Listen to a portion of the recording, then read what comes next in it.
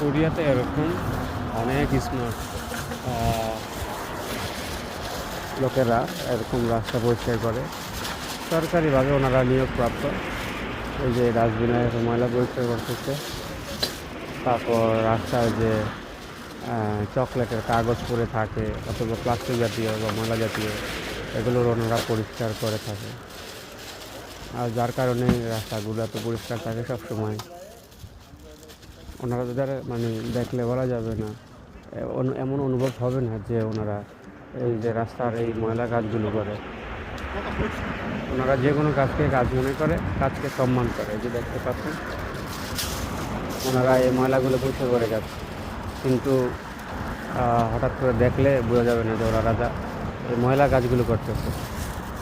এরকম ওয়ার্কশু করে, তারপরে হাতে এরকম স্ট্যান্ড দিয়ে ওনারা ময়লাগুলো উত্তোলন করে। Thank you for watching this video.